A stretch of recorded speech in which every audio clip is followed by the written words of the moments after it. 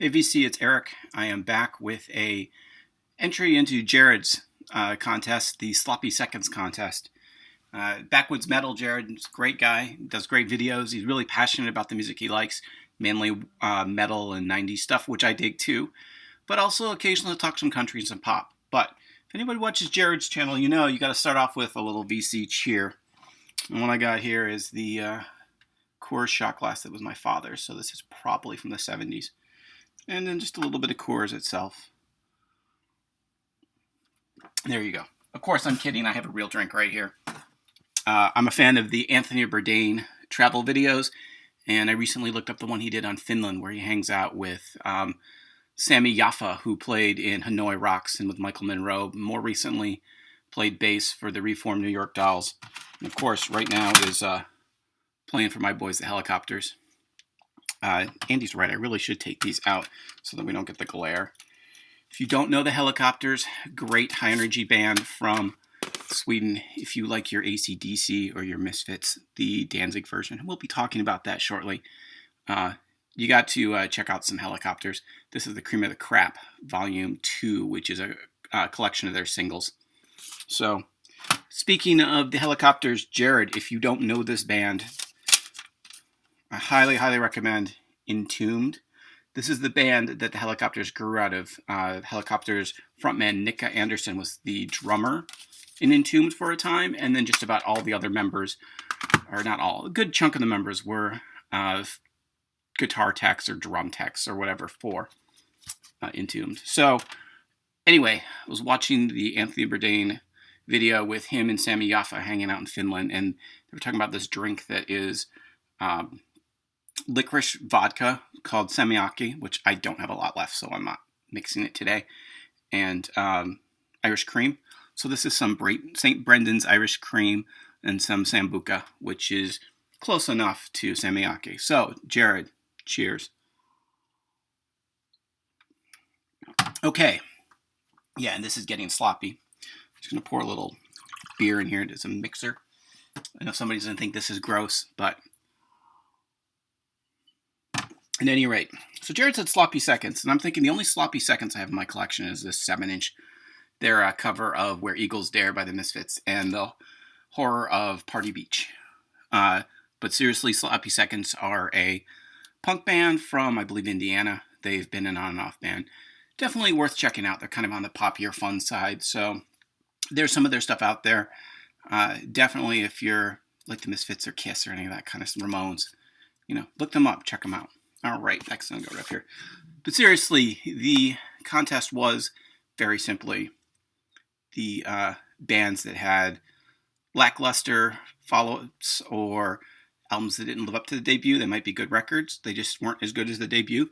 They say that you've got a lifetime to write your first album and 6 months to write the second album. So, and I'm going to be showing CDs just because that's what I have. I'm going to go through these pretty quickly. Concrete Blonde, band I don't hear get talked about a lot in the VC. Pre-alternative, although they got lumped in with the alternative stuff. 1980s college rock band. Great record. If you've ever seen the movie The Hidden, and I've got the disc for it up here somewhere, but I'm not going to bother pulling it out. At any rate, Concrete Blonde's a great band that more people should check out. Their first album's really good. Amazing. Their second album, which I only have a cassette free, is pretty good, but just not as good. The next couple albums after this, Bloodletting and Walking in London, are quite good, but the second album did not live up to the first one.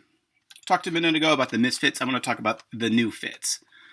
So the reformed Misfits in 1996, American Psycho. I know a lot of people don't like this record. Whatever, I dig it. I think it's a good rock record that's fun.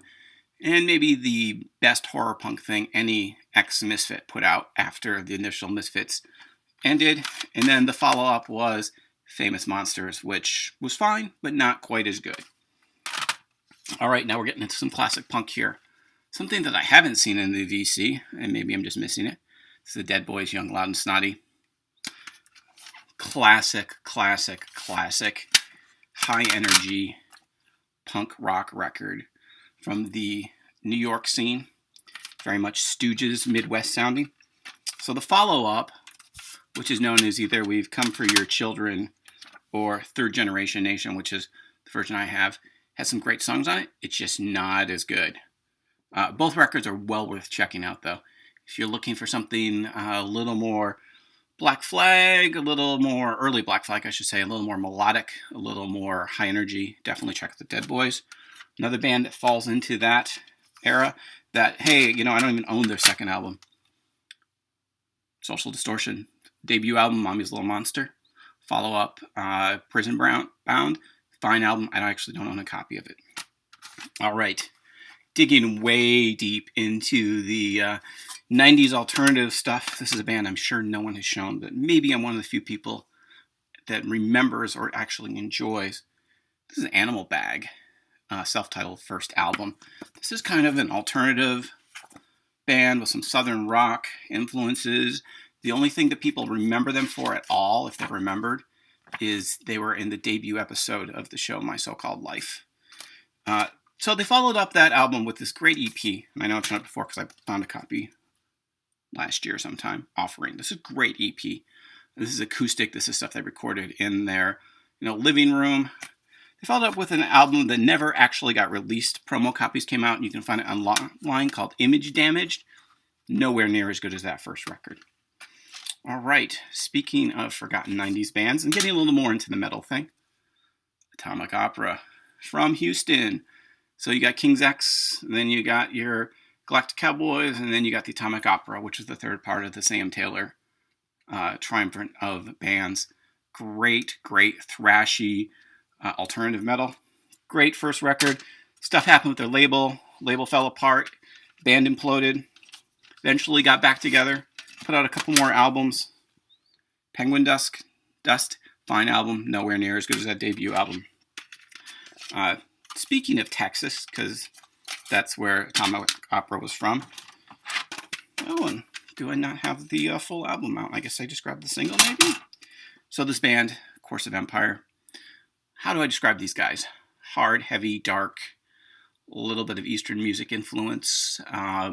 Definitely some industrial influence in their sound. Dual drummers. Great first album. Titled just Course of Empire.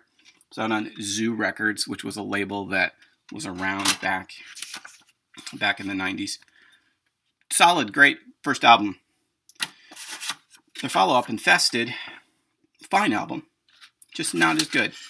And I pulled out the single rather than the full album, because this single actually has a cover of Fear's Let's Have a War on it. Great band, solid album, just not quite as good. So there you go. A bunch of albums, second albums that weren't as good as the first albums.